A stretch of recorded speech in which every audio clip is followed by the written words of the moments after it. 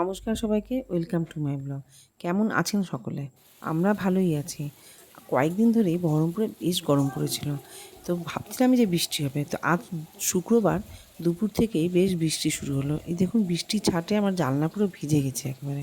তা আমি রান্নাও বসিয়ে দিয়েছি, এদিকে ভাত আর মাছ ভাজাটাও আমার হয়ে গেছে। দু পিসি মাত্র মাছ ভেজেছি, কারণ আজ আবার যাব মালদায়, তাই অল্প করেই সব রান্না করছি।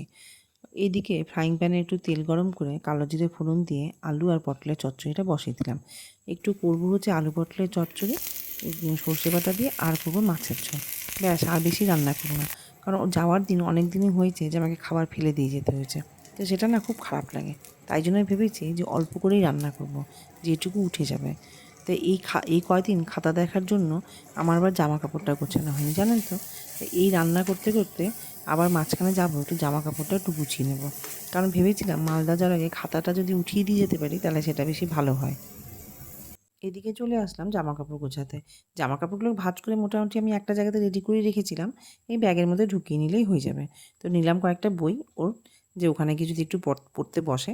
আর কয়েকটা জামাই নিচ্ছি, কারণ যাচ্ছি মাত্র 3 দিনের জন্য, তাই জন্য কয়েকটা জামা নিলে হয়ে যাবে। আর নেব গোপালকে, তা স্নান করে পুজো দিয়ে তারপরে গোপালের ব্যবস্থাটা করব। এইদিকে দেখেছেন সারা দুপুর কেমন বৃষ্টি পড়ে যাচ্ছে। এত বৃষ্টি পড়ছে, যখন বৃষ্টি নামে অন্ধকার হয়ে এই বৃষ্টি নেমেছিল। এই তো মাছের ঝোল আমার হয়ে আসলো, তার মানে রান্না আমার কমপ্লিট। এবার যাব স্নান করতে। স্কুলের জন্য রেডি হয়ে এবার চললাম স্কুলের উদ্দেশ্যে।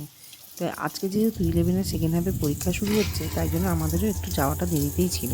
তাই জন্য আজকে আমি অনেকগুলো কাজই রেখেছিলাম, সেই সব কাজগুলো করে নিয়ে রওনা দিলাম স্কুলের উদ্দেশ্যে। ব্যাগ গোছানো হয়ে গেছে, ব্যাগ কমপ্লিট, এই একটাই লাগেজ হয়েছে, আর বেশি কিছু হয়নি। আর ওই যে ওর কাঁধে একটা ব্যাগ দেখছেন, ওটাতে কিন্তু কিছু নেই। ও কি আঁকা, ড্রয়িং, কী সব খাতা মাথা কী সব নিয়েছে, আজে বাজে জিনিস। তো ওই ব্যাগটাও নিয়ে যাবে, বললাম নিস না, তবুও নেবে। তো নিবি যখন তো নে। এই তো টোটোও চলে এসছে, টোটো করে এবার স্টেশনের দিকে রওনা দিলাম।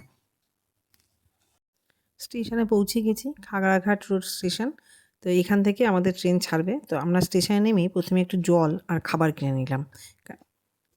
স্টেশনে ফ্রেশ শশা বিক্রি হচ্ছিলো, তাই দেখে আমি একটু শশা কিনে নিলাম, কারণ স্কুল থেকে ফিরে খাওয়া হয়নি, তো বেশ খিদেই পেয়ে গেছিলো, তাই শশা কিনে খেয়ে নিলাম। স্টেশনে পৌঁছানোর কিছুক্ষণ পর থেকে কিছু বেশ বৃষ্টি হচ্ছিল। তো যাই হোক, খাওয়া দাওয়া গল্প গুজব এই করতে করতেই ট্রেন এসে হাজির। তো ট্রেন আসা মাত্রই আমরা আমাদের কম্পার্টমেন্ট খুঁজে উঠে বসে পড়লাম ট্রেনে নিজেদের সিটে। ট্রেনের সিটে বসেই মোবাইল নিয়ে খেলা শুরু হয়ে গেল। বারণ করলে পরে বলে ও নাকি ট্রেনের মধ্যে নাকি বোর হচ্ছে, তাই নাকি ওকে মোবাইল খেলতে হবে, মোবাইল নিয়ে নাকি খেলতে হবে, সব গেম খেলতে হবে, না হলে ওর নাকি ভালো লাগছে না। সামনে তাকিয়ে দেখি একটি বাচ্চা মেয়ে বসে আছে, সেও মোবাইল নিয়ে খেলছে, তার বাবা মা গল্প করছে বা যা করছে, তাকেও মোবাইল ধরে দিচ্ছে সে। এবং ট্রেনের চারিপাশে তাকিয়ে দেখি সবাই মোবাইল নিয়েই ব্যস্ত, যেন মোবাইল ছাড়া কারো চলেই না। তো রূপসাকে অনেক বোঝানোর পর ও মোবাইলটা রাখার পর আমাকে টমেটোর গান শোনালো।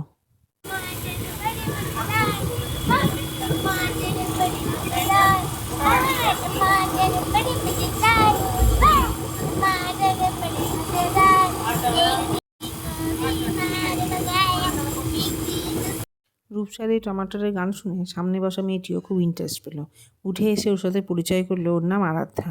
নিয়ে দুজনে মিলে এবার আঙুল নিয়ে ইকিরমিকির চামচিকে খেলা শুরু করলো। আমি মনে ভাবলাম যাক, তাও ভালো, এসব মোবাইল দেখাতে ছুটলো, দুজনেরই ছুটলো, এবং পাশে বসা লোকটিও মোবাইল বন্ধ করে ওদের খেলা দেখতে শুরু করলো। ভাবলাম যাক, ভালোই হলো। তারপরে দুজন মিলে ড্রয়িং খাতা বের করে ড্রয়িং করতে শুরু করলাম। হ্যাঁ, একবার এ ড্রয়িং করলো আর একবার রূপসাও ড্রয়িং করলো, তাই ভালোই হলো। ড্রয়িং করে খেলা পর্যন্ত ঠিকঠাক ছিল। তারপর দুজনের মধ্যে এমন বন্ধুত্ব হলো যে এবার উপরে উঠে খেলা শুরু হলো। রূপসাকে বোঝালাম যে দেখ, তুই তো বড় হয়ে গেছিস। ও বাবা, কে কার কথা শুনে, ওইও উপরে উঠে বসবে। বসে আবার দুজনে সেই মোবাইল, দুজনেই দুটো মোবাইল নিয়ে আবার শুরু করলো। যাই হোক, দুজনকে আবার বুঝিয়ে বাজিয়ে মোবাইল রাখিয়ে নিচে নামানো হলো। নামিয়ে এবার দুজন মিলে খেলা শুরু করলো। ভাবলাম যাক, খেলছে তাও ভালো, মোবাইল টোবাইল তো আর নিচ্ছে না। কিন্তু এসব খেলতে খেলতে দেখি অদ্ভুত খেলা, এইসব ঝোলাঝুলি শুরু হলো।